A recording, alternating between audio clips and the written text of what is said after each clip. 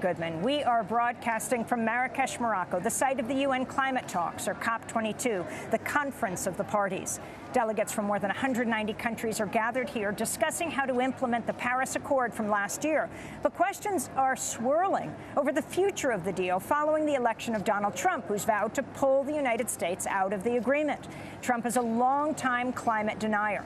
On Wednesday, China's vice foreign minister rejected Trump's claim that global warming is a Chinese hoax. Instead, Liu Jimin pointed out that international climate change negotiations began with the support of Republicans during the late 1980s.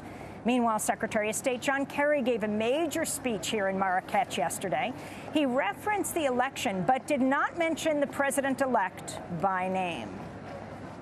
Obviously, an election took place in my country, and I know it has left some here and elsewhere feeling uncertain about the future. I obviously understand that uncertainty. And while I can't stand here and speculate about what policies our president-elect will pursue, I will tell you this: in the time that I have spent in public life, one of the things I have learned is that some issues look a little bit different when you're actually in office compared to when you're on the campaign trail. And the truth is that climate change shouldn't be a partisan issue in the first place. It isn't a partisan issue for our military leaders at the Pentagon, who call climate change a threat multiplier. That's Secretary of State John Kerry speaking here in Marrakech. Well, to talk more about the climate talks and the election of Donald Trump, we're joined by Mary Robinson.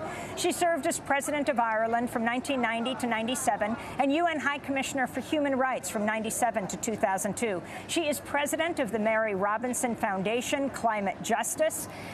Welcome to Democracy Now! Thank you, Amy, and happy Climate Justice Day, the first Climate Justice Day at any COP.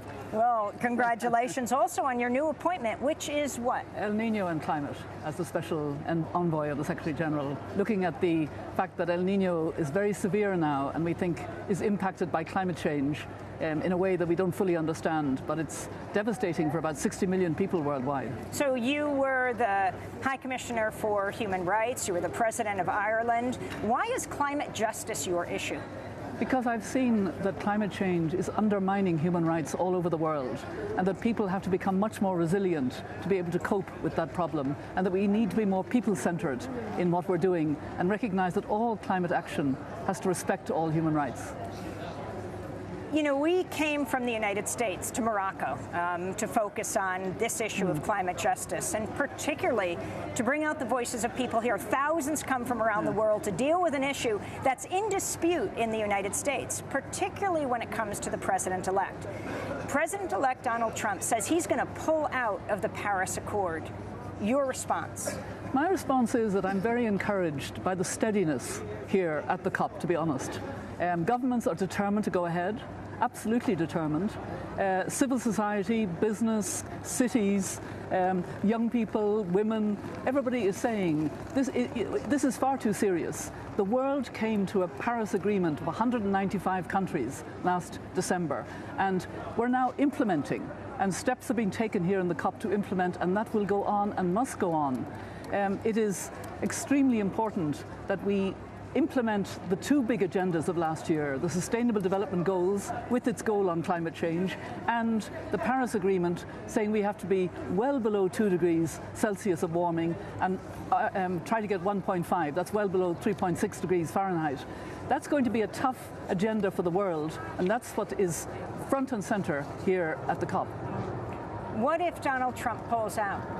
What will that mean for the United States? What would be your response to that? The first thing is I think it would damage the image and reputation of the United States globally, because the United States signed up to this important agreement, in fact gave great leadership.